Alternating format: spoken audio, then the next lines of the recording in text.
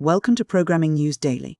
For July 17, 2026, we're looking at how legal and regulatory shifts are changing the way enterprises manage software, alongside the latest security updates for the NET ecosystem and new efforts to standardize firmware for RISC-V hardware. We begin with a look at the shifting landscape of software ownership and enterprise leverage. In the European Union, the European Commission has brought an investigation into SAP to a close, but the outcome is a significant win for the company's customers. Under a new agreement, SAP has agreed to several concessions designed to make it easier for businesses to manage their software lifecycles. Specifically, SAP will abolish reinstatement fees and reduce the back maintenance fees that customers often face when returning to official support services. They've also agreed to be much clearer about the conditions that allow customers to choose different levels of support or even switch to different third-party maintenance providers altogether. Industry analysts at Gartner suggest this gives enterprise customers much-needed leverage in negotiations, particularly as they navigate high-stakes migrations, such as moving from legacy ECC environments to newer platforms. While the ruling provides more flexibility for those wanting to use third-party support, some SAP user groups are taking a more cautious view. They note that because S/4HANA is scheduled to be supported through 2040, there might not be an immediate wholesale rush away from SAP's own maintenance services.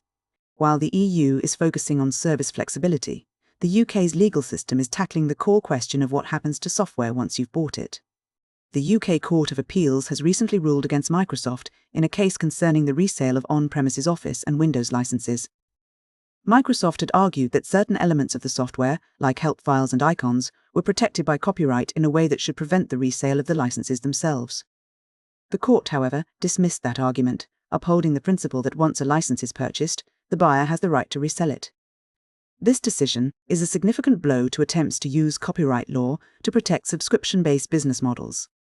It preserves a secondary market for software that complicates the industry-wide shift toward recurring revenue. Interestingly, this battle for control is happening just as the tools for reverse engineering are evolving. While LLMs and AI coding models aren't yet capable of replicating massive, complex proprietary systems from scratch, their ability to duplicate and test codebases suggests that achieving high-fidelity, compatible clones, much like Compaq did with the IBM BIOS decades ago, is becoming a much more realistic possibility. Moving from the legalities of software to the hardware it runs on, we're seeing a major push to standardize how new architectures boot up. For those following the rise of RISC-V, the Harmonic Firmware Initiative, or HFI, is a project aimed at preventing the kind of fragmentation that has historically plagued the ARM ecosystem. In the ARM world, a lack of standardized firmware can make it difficult to move an operating system from one piece of hardware to another. To avoid this, Yuri Zaporozhets has proposed HFI to provide a PC-style BIOS experience for RISC-V hardware. The goal isn't to replace existing bootloaders like U-Boot, but to act as an intermediary layer. This layer would identify hardware, list peripherals, and offer a setup menu before handing control over to the bootloader to actually start the operating system. One of the most concrete parts of this initiative is a video BIOS designed to initialize hardware in a standardized way, providing a basic VGA-like text mode. Early development on a C5 Hi5 unmatched motherboard has already proven this works. Developers successfully initialized an NVIDIA graphics card to show a text-based boot-up display without needing any x86-specific BIOS code. If successful, this could provide the stable, interoperable foundation the RISC-V ecosystem needs to scale. Finally, for those managing production environments, Microsoft has released the July 2026 servicing updates for the NET ecosystem.